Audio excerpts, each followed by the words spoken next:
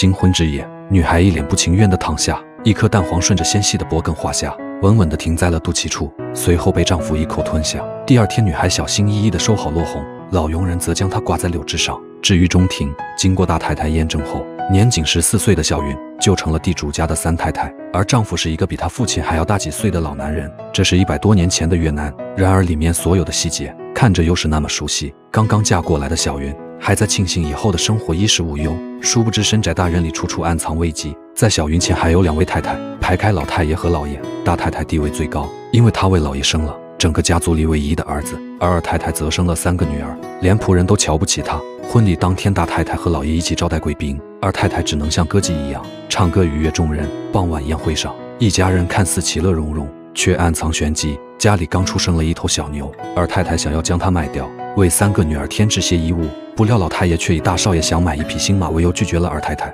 小女儿还想争取。二太太见状急忙使眼色制止女儿。对于老爷来说，他拒绝为女儿们花钱，原因是女儿们长大后也是别人的妻妾，养得再好也是一笔不划算的买卖。一旁的小云目睹了这一切，无论是佣人的言语还是老爷们的行为，都在暗示着她母凭子贵。懵懂无知的她也说出了自己的心愿。得到了佣人的肯定，小云更加坚定了生儿子的想法。不论是多么难喝的汤药，她都一饮而尽。看着这个比自己孩子年纪小的妹妹，2位太太不禁心生怜悯，将她视为己出。为了让她的日子好过，更是将自己的闺房秘书倾囊相授。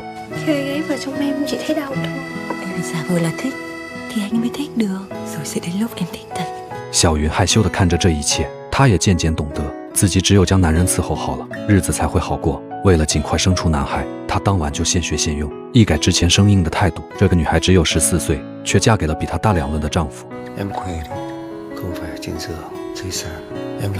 按照老爷的吩咐，小云缓缓爬到脚边，看着如此听话的小媳妇，老爷的眼神变得炽热。从那以后，老爷每晚都会去照顾小云。半个月不到，小云便怀孕了。摸着小云的肚子，一想到家里即将添丁，老太爷就十分欣慰。而这一幕却让大太太感受到了危机感。在伺候老太爷沐浴时，大太太说出了心中不满，老太爷却让她放心，凭借她生下的大少爷，就无人能够撼动她的位置。然而大太太却有自己的想法，她和二太太都已步入中年，2人基本不可能再生孩子。二太太只有几个女儿，很难对她造成威胁。但小云不一样，年轻的她日子还长，万一再生出7、8个儿子，她的地位肯定不保。为此开始处处刁难小云。看着突然改变的大太太，小云有些不知所措。好在二太太还一如既往处处照顾她，没能生出儿子的她根本没有实力争宠，她现在只不过是老爷发泄的工具，她只想平平淡淡的过完一生。然而天不遂人愿，这天小云如厕时，意外发现外面走过一个身影。好奇的她悄悄跟了上去，可到竹林深处，她才发现二太太居然和少爷在私会。树木和儿子的爱情冲击着小云的内心，她浑浑噩噩地走回了房间，看着一旁熟睡的老爷，小云内心万分煎熬。二太太待她就如亲姐妹，为她梳洗，为她按摩。她知道自己要是将此事捅出去，自己的地位肯定更上一层，但同时二太太也将遭到非人的待遇。小云辗转反侧，然而无法遏制的欲望像传染病一样在深宅大院里肆虐。第二天一大早，小云就发现院子里跪了一个男人，老爷正用鞭子狠狠地抽打。从佣人口中得知，长工和女佣人偷偷私会，并且怀上了孩子。东窗事发后，老爷只是用柳条将长工教训了一番，并且没有下死手，毕竟也是个免费劳动力。至于女佣则没有这么好的下场，被剃光头发，赶到寺庙做尼姑。在那个社会，即便是做低贱的仆人，男人待遇也比女人好。最终小云决定将这个秘密永远埋在心底，同时期盼自己生下的是个男孩。然而她不知道，自己的危机也来临了。一次送饭时，小云意外撞见了房间里的老爷和大太太。不久后，大太太就怀孕了。如果再生下个儿子，大太太的地位将水涨船高，再也没人能够威胁。不知为何，一股危机感在小云的心头生出。这个只有14岁的女孩，为了生儿子已经着了魔。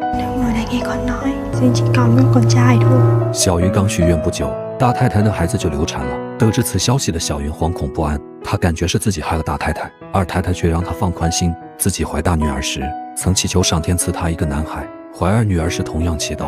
第3个是她不再祈祷，可依旧是女孩，这说明上天不会理会凡人的请求，冥冥中有天注定。大太太流产是因为她自己年纪大导致，老爷为了宠宠晦气，决定给刚成年的儿子娶一个媳妇。可他不知道大少爷钟情于二太太，2人已经私会许久，甚至二太太的第3个女儿都是大少爷的。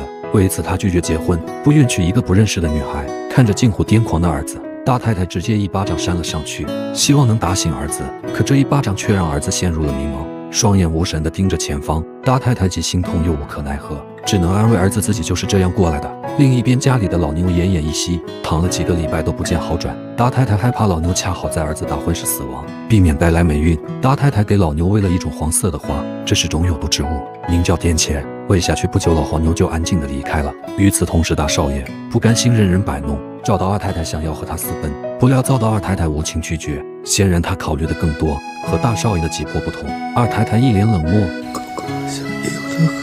二太太没有回答这个问题，面无表情地关上了窗户。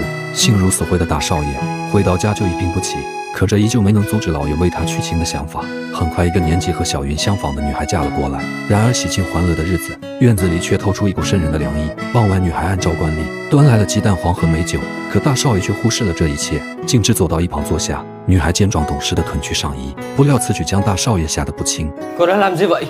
Cô thôi đi!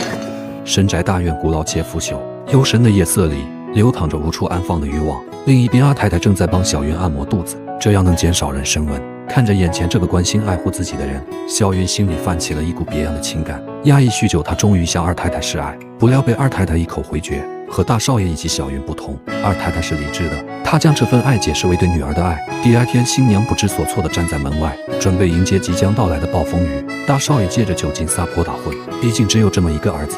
思虑再三，老爷只好同意放弃这门婚事。可这却害了新娘。在越南，如果女孩新婚之夜没有落红，这对于家族来说是一种莫大耻辱。Con đã làm gì khiến cả gia đình phải chịu cảnh này? Có mỗi một trách nhiệm đó mà con cũng không làm được sao? 只有14岁的小雪不知所措地看着父亲，这并不是她的问题，而是丈夫心里有其他女人。新婚之夜根本没有碰她。在少爷的一丝相逼下，老爷只能推了这门婚事，随即喊来亲家，表示可以退还3倍彩礼，并昭告全城小雪依旧是完璧之身，还可以再嫁人。然而这一切在小雪父亲看来却是奇耻大辱，将这一切都怪在女儿身上，并拒绝带女儿回家。恶狠狠盯了一下女儿后，头也不回地离开了。小雪夹在其中，左右不是人，承受不住压力的她最终选择上吊自尽。而生命是一个轮回，一条生命陨落的同时，又一条无辜悲惨的生命紧接着诞生了。院子里的小云突然感到一阵腹痛，小云生产的日子提前了。得知这一消息，上上下下都忙了起来，唯独大太太面色阴沉，她害怕小云生个男孩，这样她的地位就难保了。可生产中的小云很快就遇到了难题，因为年轻只有10几岁的小云遭遇了难产，再加上接生婆迟迟不来，小云疼得晕死了过去。就在大家绝望时，于心不忍的大太太还是赶了过来。她有给牛接生的经验，为了不一尸两命，她拿来了一把剪刀。随着一声惨叫，小云顺利生下了孩子。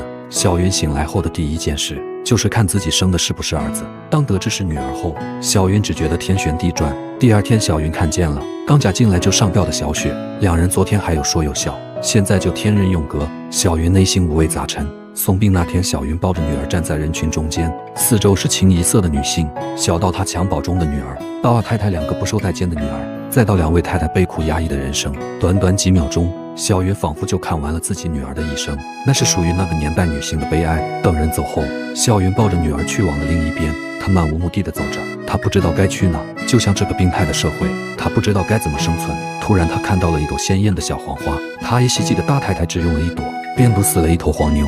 最终绝望和无助的小云摘下1朵小黄花，轻轻送到了女儿嘴边。既然不能改变命运，那就让这悲惨的一生趁早结束。这是一个母亲唯一能做的。悲壮的母爱中也隐含着无形的哀伤和讽刺。才15岁的她见证了人性的肮脏、愚昧和无知。电影结尾，二太太的小女儿剪掉了自己的长发，这预示着女性们走出了抗争的第一步。周而复始的女性宿命轮回，终将被不甘屈服的女性打破。